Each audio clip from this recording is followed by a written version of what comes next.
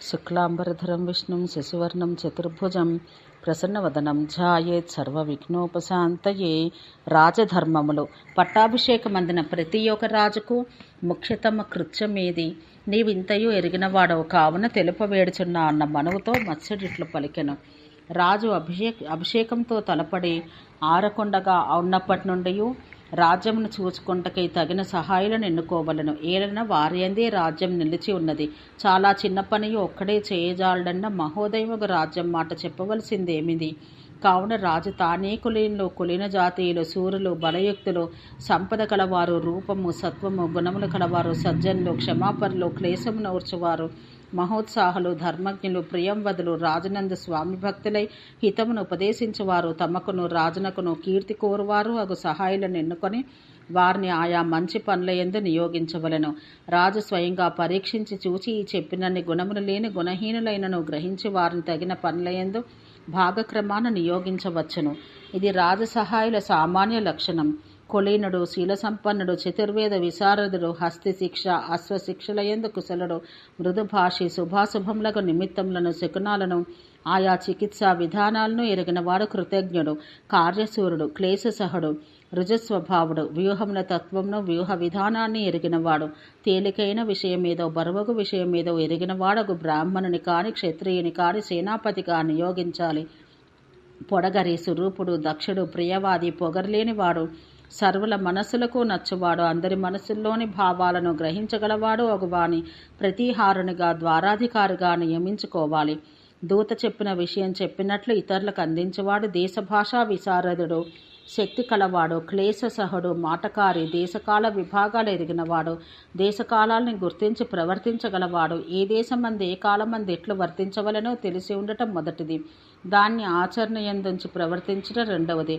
రాజహితం కోరువాడు రాజనీతి విషయాలను తగిన సమయమందు తగినట్లు మాట్లాడువాడును అయి ఉండవలను. పొడగర్లు, పొడవు బాహువుల వారు, సూర్యులు, దృఢభక్తులు, దేనికి కలతపడని వారు, క్లేశసహులు, హితకరులు అయి రాజరక్షకులు ఉండాలి. తమ్మపడిగా పట్టువారు, తాంబూల కరండధారులు, స్త్రీలు కాని పురుషులు కాని కావచ్చు. వారు అనాహార్యులు. ఆహార్యం, వేషధారణ ఎక్కువ ఆకర్షణీయం. ఆడంబర ద్యోతకమగు వేషం ధరించని వారు, క్రూరత లేనివారు, రాజందు దృఢభక్తులు అయి ఉండాలి. సంధి, విగ్రహం, యానం, ఆసనం, ద్వైతం, ఆశ్రయం అను షాడ్గుణ్యపు తత్వాన్ని, దాని ఆచరణ విధానం ఎరిగినవాడు దేశభాషా విశారదుడు, రాజనీతి విశారదుడు అయి సంధి విగ్రహకుడు ఉండాలి. రాజు కడనుడు ఖడ్గదారి రాజభృత్యుల్లో ఏది ఎవరు చేసిరో చేయుదురో చేయవలనో, ఎవరు తమ కర్తవ్యాన్ని ఆచరించని వారో గమనించగలవాడు, దేశ రక్షణాసక్తుడు, సురూపుడు, తరుణుడు, ప్రాంసుడు, దృఢభక్తుడు, సత్కులోద్భవుడు, సూర్యుడు, క్లేశసహుడు అయి ఉండాలి. రాజు కడ ఉండు ధనుర్ధారి, సూర్యుడు, బలయుక్తుడు, గజ అశ్వరథ కోవిదుడు, సర్వక్లేశసహుడు, శుచి అయి ఉండాలి. రాజసారథి నిమిత్తములందు మొదలగు వాణియందు ఎరుక కలవాడు, హయశిక్షా విశారదుడు, ఆయుర్వేద తత్వజ్ఞుడు, భూభాగంలో ఎచ్చట ఎట్టిగా ఉన్నవో ఎచ్చట ఏ ఏ ప్రదేశములున్నవో ఎరిగినవాడు, రధికుని బలాబలాలు ఎరిగినవాడు, స్థిరదృష్టి కలవాడు, ప్రియంవదుడు, సూర్యుడు, విద్య యందు ఆరితేరినవాడు అయి ఉండాలి. సూదమునకు అనగా వంటశాలకు, వంట పనులకు అధ్యక్షుడు, ఆడంబరపు వేషం ధరించని వాడు, శుచిదక్షుడు, చికిత్సా విధానాలు ఎరిగినవాడు, శూదశాస్త్రం దాన్ని చేయుట ఎరిగినవాడు అయి ఉండాలి. మహాసనమందు ఉండు పనివారు, శూదశాస్త్రం దాని విధానం ఎరిగినవారు, ఇతరులకు అంతర్బహిశత్రువులు మొదలగు వారి భేదోపాయములచే భేదింపు అలవి కాని వారు, గోళ్లను జుట్టును కత్తిరించుకుని ఉండవారై ఉండాలి.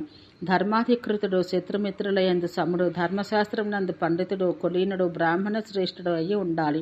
ఇట్టి ద్విజముఖ్యులే అతనికి సహాయులకు ధర్మసభాసదులుగా ఉండాలి. రాజుకు అన్ని అధికరణముల యందును లేఖకులు ఉండాలి. లేఖకుడు తలకట్టులు కలవి నిండినవై సరియగు వరుసలయందుండినవి, సమపరిమాణం కలవి అగు అక్షరాలు వ్రాయివాడు, ఉపాయములు ఎరుగుటయందు అవగాహనం చేసుకుంటయందు నేర్పరియు, సర్వశాస్త్ర విశారదుడు, కొలది వాక్యాలతోనే విస్తృతార్థం చెప్పగలవాడు, వాక్యాభిప్రాయ తత్వం ఎరిగినవాడు, దేశకాల విభాగాన్ని ఏ కాలమంది ఏది చేయవలనో మాట్లాడవలనో ఎరిగినవాడు, వేషాడంబరం లేనివాడు, శక్తి బుద్ధిస్ఫురణం కలవాడు అయి ఉండాలి. పురుషుల ఆయా వ్యక్తుల స్వభావములందలి భేదం గుర్తింపగలవాడు, పొడగర్లు, ధనాసారహితులు, జనులను తమ వైపుకు తిప్పుకొనగలవారు, ధర్మాధికరణ శాఖ యందు నియోగించబడవలెను. రాజునకు దౌవారికులు ద్వారపాలురు ఇట్టివారే అయి ఉండాలి.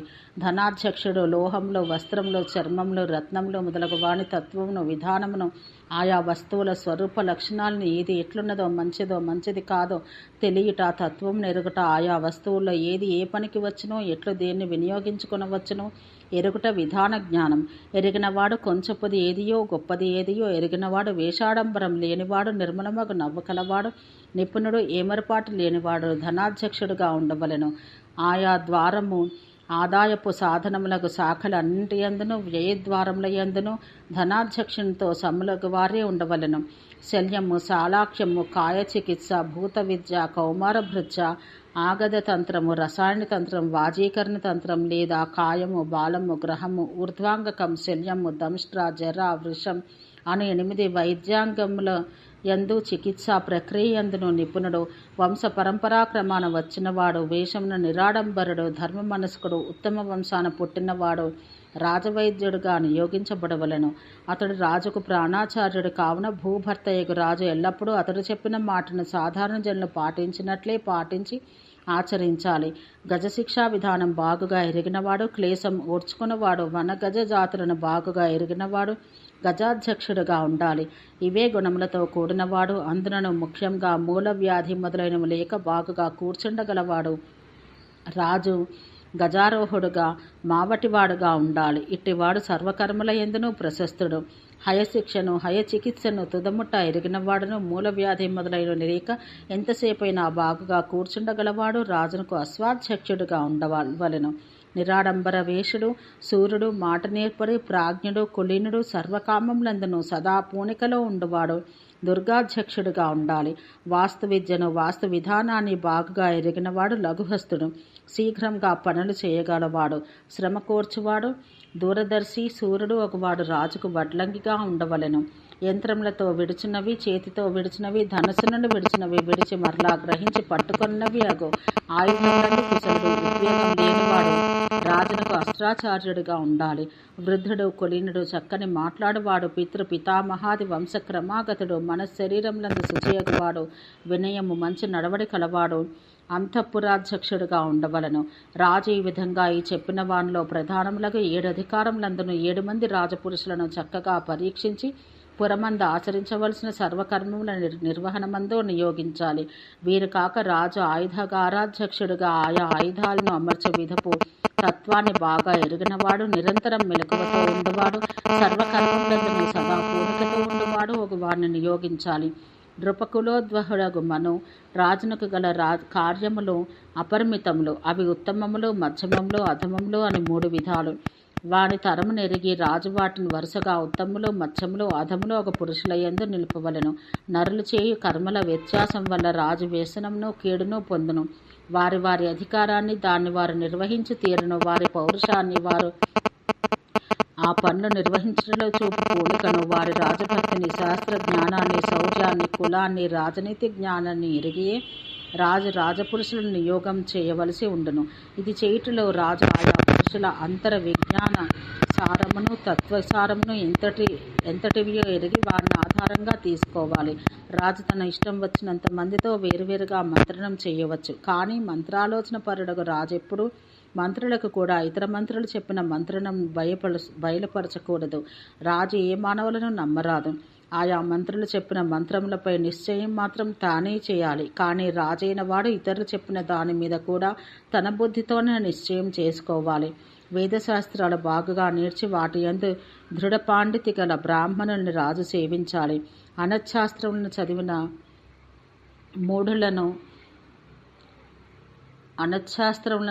మూఢులను సేవించరాదు. వేదవేత్తలు నిర్మల మనస్కులు ఒక విప్రులనే సేవించాలి. తాను వినయ సంపన్నుడై వారి నుండి ఇంకనూ వినయం ఎడతెగక శిక్షణ పొందుచుండవలను. దీనిచే రాజు పృథివిని అంతటినీ తన వశం చేసుకొనగలుగును. చాలామంది రాజులు అవినయం వల్ల తాము తమ పరివారంతో కూడా భ్రష్టులైరి. వినయం వల్ల ధనములను, రాజ్యములను పొందిరి. రాజు వేదత్రయం నందును, తదంగ శాస్త్రములందు పండితులకు వారి నుండి వేదశాస్త్రాది విద్యలను, శాశ్వతమగు దండనీతిని, తర్కశాస్త్రమును, ఆత్మవిద్యను నేర్వవలెను. వాణిజ్యం, కళలు మొదలగు వాణి లోకపు నడవడిక నుండి తెలుసుకొనవలెను. ఇంద్రియ జయానికై యోగమును నిరంతరం అభ్యసించవలెను. ఈలన జితేంద్రియుడే ప్రజలను తన అదుపులో ఉంచుకొనగలుగును. ధర్మ సాధనకై రాజు బహుదక్షిణలతో కూడా క్రతువులతో దేవతలను ఆరాధించవలను. విప్రులకు ధనభోగాలు ఇవ్వలను. ఆప్తుల ద్వారమున ఏటేటా రాష్ట్రమందల ప్రజల నుండి రావాల్సిన పన్నులు సేకరించుకోవాలి. స్వాధ్యాయపరుడే ఎప్పుడునూ వేదశాస్త్రాదులను అధ్యయనం చేయుచూ ఉండవలను. జనులకు తాను తండ్రి వలె బంధువు వలె నడుచుకొనవలను. గురుకులం నుండి విద్య ముగించి వచ్చిన స్నాతకులకు విప్రుల పూజించవలను. ఇది రాజులకే బ్రహ్మ ఏర్పరిచిన అక్షయ విధానం అని శాస్త్రాన చెప్పబడుతున్నది. ఈ విధముగా ప్రక్రియలచే సంపాదించిన అక్షయ నిధిని దొంగలు కాని శత్రువులు కాని హరింపజాలరు. అది తనంతట తాను నశించినది కాదు. కావున రాజు ఈ బ్రహ్మమగు అక్షయ విధానం పాటించి నడవవలను. అప్పుడప్పుడు రాజులు ప్రజలయందలి ఉత్తములు, సాధారణులు, అధములు అన్న 3 వర్గములకు చెందిన ప్రజలను కూడా తన కడకు పిలిపించుకొని ప్రజలను పాలించవలను. క్షత్రియ వ్రత ధర్మాన్ని జ్ఞప్తి అందించుకుని యుద్ధంలందు వెనుతిరగకుండవలను. సంగ్రామాలందు మరలకొండుట, ప్రజలను సరిగా పాలించుట, బ్రాహ్మణులను సేవించుట ఇవి రాజులకు పరమ నిశ్రేయన సాధనములు. దీనిలో అనాథలు, వృద్ధులు, విధవలు వీరిని కనిపెట్టి చూచుచూ పాలించుటతో పాటు వారి యోగక్షేమాలకు జీవనానికి ఏర్పాటు చేయాలి. రాజు ఎప్పుడు స్వధర్మం తప్పి నడిచేవారిని దాని యందు నిలుపవలను. ముని ఋష్యాది ఆశ్రమాలంది వారికి అన్నమునకు, వస్త్రానికి, పాత్రలకు ఏర్పాటు చేయాలి. వారిని సత్కారపూర్వకంగా రాజ్యంలోనికి పిలుచుకుని వచ్చి సత్కరించాలి. వారిని సత్కరించవలనే కానీ లోక సత్కారం పొందుచుండు అట్టి పెద్దలను ఎన్నడూ అవమానించరాదు. వారికి తాను చేయి సర్వకార్యములను నేనిది ఇట్లు చేయుచుంటిని అని నివేదించవలను. రాజ్యమును తన పరివారార్థికం కూడా ఇది అంతయు తమాధీనమే అని అత్పరుడై నివేదించవలను. దేవతలను వలె వారిని అర్చించవలను. మను సంప్రదాయం అనుసరించి రాజులు రుజ్వి అనగా వంకరలేనిది, వంకరగనది అని 2 ప్రజ్ఞలను, వర్తన విధానములను, ఆలోచన సరణులను తెలుసుకోవలను. కానీ తాను మాత్రం రుజ్వి ప్రజ్ఞనే పాటించాలి. ఇతరులు వక్ర ప్రజ్ఞను తనపై ప్రయోగించినో దాన్ని గుర్తించి దాన్ని ఎదుర్కొని దానికి ప్రతీకారం చేయాలి. తాను మాత్రం సాత్విక భావం అవలంబించి రుజ్వి ప్రజ్ఞనే ఆచరణలోకి తీసుకోవాలి. తన ఛిద్రంను ఇతరులకు తెలియనీయక పరఛిద్రం తెలుసుకొనచు తన అవయవాలు కప్పుకొన్నట్లు తనలో దొరల లోపమును కూడా కప్పిపొనుకొనచు వాటికి రక్షించుకొనుచు ఉండాలి. తను నమ్మని వాటిని తాను నమ్మరాదు. నమ్మిన వారిని కూడా మితిమీరి నమ్మరాదు. దానివల్ల కలుగు భయం సమూలంగా నాశం కలిగించును. వాస్తవములకు హేతువులతో ఇతరులను తాను నమ్మించవలను. కొంగవలే కపట ధ్యానంతో, నిశ్చల చిత్తంతో రాజకీయ విషయములలో ఆలోచించవలను. సింహం వలె పరాక్రమించవలను. తోడేలు వలె దోచవలను. డేగవలే శత్రువులను పడగొట్టవలను. అడవి పంది వలె గట్టి దెబ్బ కొట్టాలి. నెమలి వలె పలువన్నెల రూపంలో, వేషంలో కాదు తన ప్రవర్తనలో తాల్చవలను. కుక్క వలె, అశ్వం వలె దృఢభక్తితో ఉండవలను. కోకిల వలె తీయగా పలకవలను. అపరిచితులను త్వరగా నమ్మక కాకి వలె సదా శంకతోనే ఇతరులను చూడవలను. ముందుగా ఆప్తులతో పరీక్షించక ఆహారం తినరాదు. వస్త్ర అలంకార పుష్పాధికం ప్రయోగించరాదు. జనసమ్మర్దంలోనికి పోరాదు. ఎరుగని నీటి తావులకు పోరాదు. అశిక్షితమగు చిన్న వయసు ఏనుగెక్కరాదు. అట్టి గుర్రం నెక్కరాదు. ఎరుగని స్త్రీని కలియరాదు. దేవతోత్సవములందు నిలవరాదు. రాజు లక్ష్మీ రక్షకుడు, శ్రమను లెక్క చేయని వాడు కావలను. పృథ్విని జయించగోరు రాజు తన భృత్యులను సరిగ్గా పోషిస్తూ సమ్మానిస్తూ తనకు సహాయులుగా ఉంచుకోవాలి. అర్హతానుసారం రాజు ఆయా పనులందు భృత్యులను నియోగించవలను. ధర్మకార్యములందు ధర్మిష్ఠులను, యుద్ధకర్మలందు వీరులను, ధనాది విషయములందు అర్థ విషయ నిపుణులను, స్త్రీలయందు నపుంసకులను, దారుణ కృత్యములందు తీక్ష్ణులను నియమించవలను. చిత్త నిర్మలత్వము అందరకు ఉండవలసిన సాధారణ లక్షణం. ధర్మం, అర్థం, కామం, భయం అను 4 ఉపదలయందు పరీక్షించిన తర్వాతనే వారిని భృత్యులుగా నియమించాలి. ఆయా కానుకలు తెచ్చి ఇచ్చుచుండ వనచరులను రాజు అడవికి సంబంధించిన పనులకై కొలువునందుంచుకుని వారిలో ఎవరి స్థానములందు బాగా వెతుకుచూ ఆయా స్థాన విషయాలను గమనించి కనిపెట్టి చూచుచుందరో అట్టి పూనిక గల వారిని ఆ పనులకు అధ్యక్షునిగా నియమించాలి. రాజు ఈ మొదలగు పనులు సరిగా చేయాలి. ఏమైనను రాజు తీక్ష్ణ ఉపకరణానికి పూనరాదు. పాపాచరణంతో సాధించదగు పనులను సత్పురుషులు ఆచరించరు. కావుననే రాజు అట్టివాణ్ణి అవలంబించరాదు. రాజులకు తీక్ష్ణ ఉపకరణ క్రియ తగదు అను మాటకు ఇదియే అర్థం. ఏ పని అందెవరికి మిక్కలి నేర్పు కలదో వారిని వానియందు పరీక్షించి నియోగించవలను. జ్ఞాతి సంబద్ధములకు పనులు ఎందుగాక మిగిలిన ప్రతి పని అందును పితృ పితామహ క్రమాగతులను భృత్యులు నియమించడం మంచిది. ఏలైనా వీరు సదా రాజహితకరులుగా ఉందరు. దాయాదులు చేయవలసిన కొన్ని పనులయందు మాత్రం వారే దాయాదులే బాగుగా ఇమిడిపోవుదురు. వారిని ఇతరులు ఆచరించడం సముచితం కాదు. జనులను తన వైపు తిప్పుకొని తనలోకి చేర్చుకొని కోరిక ఉన్నను పరరాజు గృహం నుండి వచ్చిన వారిని మాత్రం వారు దుష్టులైనా అదుష్టులైనా ఆశ్రయించరాదు. వారిని విడిచుటకే యత్నించాలి. వారిలో దుష్టుని గుర్తించాలి. అట్టి వారిని రాజు నమ్మకుండాలి. అట్టివానికి కూడా రాజు జీవన వృత్తి ఏర్పాటు చేసి జనుల్ని తన వైపు ఉంచుకొని యత్నించాలి. అంతేకాదు దేశాంతరం నుండి వచ్చిన వాణ్ణి రాజు మిక్కిలిగా గౌరవించాలి. వీడు గతిలేక నా దేశానికి వచ్చినాడు లెమ్మన అవమాన దృష్టితో ఆలోచించరాదు. రాజెన్నడూ అధిక సంఖ్యలో భృత్యులను నియమించుకోరాదు. వారిలో బాగుగా పనిచేసిన వారిని బహుమానించకుండరాదు. ఏలైనా రాజునకు శత్రువులు అగ్ని, విషము, ఖడ్గము మొదలగు ఆయుధాలు, సర్పాలు ఇన్నియును ఒక ఎత్తు, కోపించిన భృత్యులు ఒక ఎత్తు. కావున వారిని కోపింపజేయరాదు. రాజు సర్వదాచారుల ద్వారమున భృత్యుల నడవడిని గుర్తెరిగి వారిలో సద్గుల్ని గౌరవిస్తూ గుణహీనులను శాసిస్తూ ఉండాలి. మన రాజులు చారుచక్షులు, చారులే కన్నులుగా కలవారు అని శాస్త్రమందు చెప్పబడింది. తన దేశమందును పరదేశమందును జ్ఞానశీలులు, విచక్షణలు, నిరాడంబరం వేషులు, క్లేశసహలు అగు చారులను నియోగించవలను. వారు జనులకు తెలియబడక సౌమ్యులై పరస్పరం మాత్రం తెలిసి ఉండవలను. వణిజులను, మాంత్రికులను, జ్యోతిషికులను, వైద్యులను, సన్యాసుల వలె ఉండువారిని చారులుగా నియోగించాలి. గూఢచారుడు ఒక్కడే చెప్పింది సుభాషితమే అయినను నమ్మరాదు. ఇరువురి మాటల్లోని పరస్పర సంబంధాన్ని, వానిలోని ఐకమత్యాన్ని ఎరిగి అది సరిపోయిన వారి మాటలు నమ్మవలను. అట్టి వారిద్దరూ పరస్పరం ఎరుగని వారైనను సరియే. కావున రాజు ప్రయత్నంతో చారుల్ని గూఢులుగా చూసి నియోగించాలి. ఏమైనను రాజులు చారులే తమ కన్నులుగా ఉండట రాజునకు క్షేమ మూలం. ఈ చర్యలను కూడా రాజు యత్నపూర్వకంగా పరీక్షించాలి. భృత్యులు కాని రాజ్యజనులు కాని రాజునందు రక్తులో విరక్తులో వారు సద్గుణులో దుర్గుణులో తెలియట మొదలైనవి చారాధీనం. కావున వీరి విషయాల రాజు హెచ్చరిక కలిగి ఉండవలను. రాజ్యమందలి జనులను భృత్యులను నా విషయముందు ఏ హేతువుచే రక్తులగుచున్నారు, ఏ హేతువుచే విరక్తులగుచున్నారు అనేది రాజులు ఎరుగుచుండవలను. అనురాగకర్మకు పనులు చేయుచుండవలను. విరక్తులకు జనులతోడి సంబంధం ప్రయత్నంతో విడవలను. భాస్కర వంశచంద్ర మను రాజులకు లక్ష్మిలు జనులకు తనయందు గల అనురాగం వల్లే సిద్ధించును. కావున నరేంద్ర ముఖ్యులు మానవుల హృదయాల్లో తన యందు అనురాగం కలుగజేసుకుని ప్రయత్నించవలను. రాజానుజీవుల అనువర్తన ప్రకార వివరణ. మత్స్యుడు మనువుతో ఇట్లు చెప్పెను. రాజానుజీవులు సర్వదా సదాచారులై రాజును ఎట్లా అనువర్తించవలనో చెప్పెదను వినము. విషయమెరిగి రాజానుజీవులు రవిపుత్ర మను నిండు మనసుతో అన్ని విధాలా రాజును అనువర్తించవలను. ఎట్లను రాజు చెప్పు వాక్యమును యత్నంతో వినాలి. అతని మాట నడమనే నిలిపి తన మాట చెప్పకూడదు. జనసభలో ఉన్న రాజుతో అతనికి అనుకూలమో ప్రియమో ఒక మాట పలకాలి. ఏకాంతమంది మాత్రం రాజుకు అప్రియమైన హితమగు వచనం పలకవలను. ఇతరులకు మేలు కావలసిన పని ఏదైనా ఉన్నను రాజు మనసు సమంగా ఉన్నప్పుడు చెప్పాలి. తన సొంతానికి రాజు వలన కావలసింది ఏదైనా ఉన్నచో అది అతనికి ఇతరులచే చెప్పించవలనే కానీ తాను చెప్పరాదు. ఏ పనిని కానీ సమయం మించకుండా నెరవేర్చుటకు యత్నించాలి. రాజాధికృతుడు ఎప్పుడునూ రాజధనం దుర్వినియుక్తం చేయరాదు. రాజు తనపై చూపు ఆదరం అలక్ష్యం చేయక దాని చేత అతనికి ప్రియుడు కావలను. రాజువలే తన వేషభాషా చేష్టితములు ఆచరించరాదు. రాజుని అనుకరించరాదు. అతనికి ఇష్టం కానివి విడవవలను. రాజవేషమునకు సమము అధికము అగు వేషం ధరించరాదు. జూతం మొదలగు వానియందు తనకు గల నేర్పును అతనికి ప్రదర్శించాలి. అట్లు ప్రదర్శించినను వాటి యందు రాజే తనకంటే గొప్పవాడని చూపవలను. అంతఃపుర జనాధ్యక్షులతో శత్రురాజదూతలతో తన రాజుచే వెడలగొట్టబడిన వారితో రాజాజ్ఞ లేనిదే సంబంధం పెట్టుకోరాదు.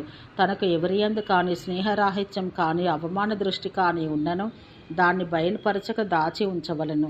రాజరహస్యాన్ని లోకమున బయలుపరచరాదు. రాజు తనతో చెప్పిన పరమగుహ్యములను బయలుపరచరాదు. దానిచే అతడు రాజుకు అప్రియుడగును. రాజు ఇతరులను ఏదైనా ఆజ్ఞాపించుచున్నను తాను లేచి నేనేమి చేయదును అనవలెను. కార్యస్థితి ఎరిగి దాన్ని నెరవేర్ప చూడవలెను. కానీ ఈ విధంగా కూడా ఎల్లప్పుడూ చేయుచున్నచో తాను ప్రభువుకు తేలికవాడగును. రాజుకు ప్రీతికరములకు వచనాలు పలకవలసిందే కానీ అవి మిక్కిలిగా కానీ మాటిమాటికి కానీ ఆడరాదు. మహాసుశీలుడుగా ఉండవలను. కనుబొమ్మల ముడి పడనీయకూడదు. ఎక్కువ మాట్లాడరాదు. బొత్తుగా మాట్లాడకుండరాదు.